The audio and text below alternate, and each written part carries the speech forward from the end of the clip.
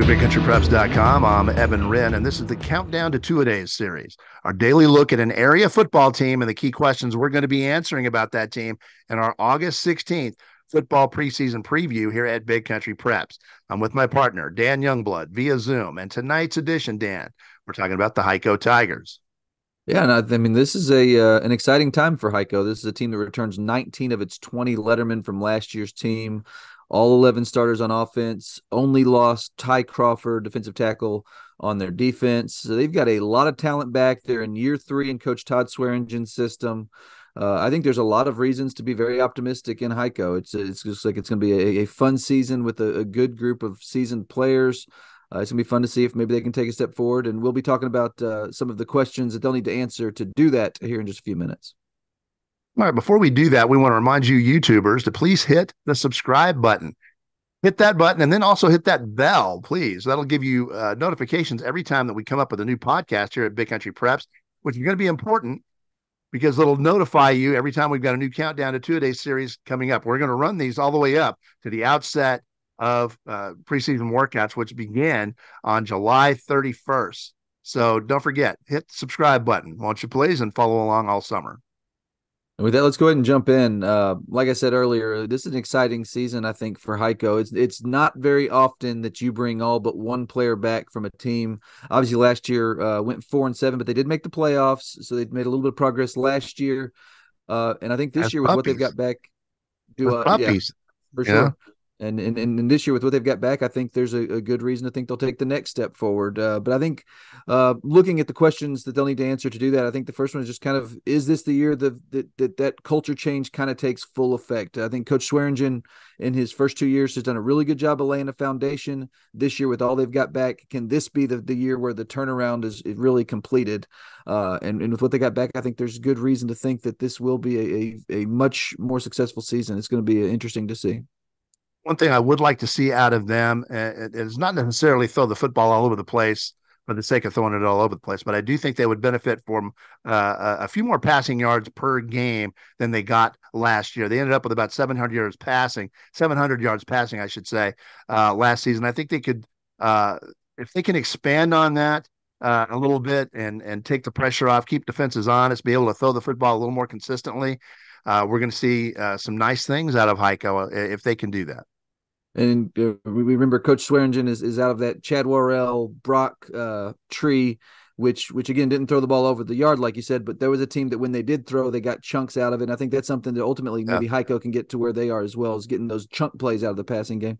The big question, otherwise, I think they do return, like we said, every offensive starter, so their starting offensive line returns intact. I think a big question will be developing depth behind that group. This is a team that only played 5 JV games last year. They went 2-3 on the JV at the JV level. Are going to be relying on some call-ups from that group. I think the big thing is at the 2A level, especially at any level of football, you're going to have injuries. You're going to have some issues where you got to lean on your depth a little bit. I think that's going to be particularly key up front for this team. I really like the skill group that Hico's got back. And I think their starting line is going to be a quality group. It's not huge, but it's got decent size for 2A. If they can develop some depth behind that to where they can kind of withstand some of those injuries and just some of the rigors of a full high school football season, it's going to be an exciting season for this Tigers group, in my opinion. All right, well, let's take a look at Hico's schedule for 2023. First off, with the non-district portion at Bruceville Eddy on August 25th. That's their season opener. They've got Moody at home on September 1st. They've got a tough road game at Cross Plains on September the 8th, and then they face De Leon at home on September the 15th. Yeah, a good non-district schedule, I think, should get them well prepared for district that has a lot of opportunities for wins. They're going to open district play September 22nd, jump right in with a road game against Frost, come home and face the juggernaut that is Mart on September 29th, then go to Wortham on October 6th, host Dawson on October 13th, go to Hubbard on October 20th, and then return home for their regular season finale against Meridian on October 27th before enjoying their open date on November the 3rd. So I think this is another one. We've talked about other teams that have that open date the final week of the season.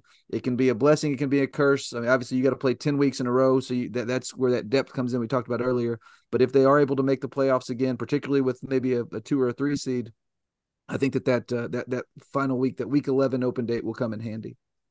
Two measuring stick games in district play for Hico. I'm not looking at Mart. Mart is just one of a kind of in a league by itself. But on October the 6th against Wortham on the road, and then at home against Dawson on October the 13th. I'm interested to see how Hico fares against those ball clubs. That's going to really be indicative of how much they've moved forward. Yeah, and I think those are the two big ones. I think in that district, there's a lot of kind of rebuilding, reloading programs at the bottom that are really trying to kind of find their way. So I think there's going to be a lot of opportunities to get the wins at the bottom of the district to make the playoffs. But if you want to get to a seeding level where you have an opportunity to maybe win a playoff game, the Wortham game, the Dawson game, those are huge. I think those are going to be really the keys to kind of the success of this season.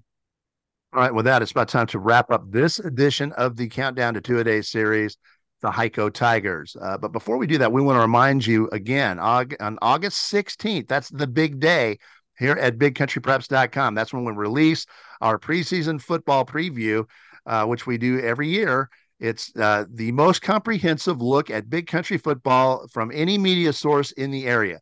You're looking at more than 40 team previews, more than 40 player features, opinion pieces, statistics from last year, videos, and of course predictions. And we take a great deal of pride in our predictions. We think that our predictions are the best of any media source in Texas pertaining to big country football. This is our turf, and we take it very seriously. In the meantime, while you wait for that preseason preview, thank you for joining us for this episode of our Countdown to Two-A-Days series. And make sure you join us again tomorrow when we will be highlighting the Forsan Buffaloes here at bigcountrypreps.com.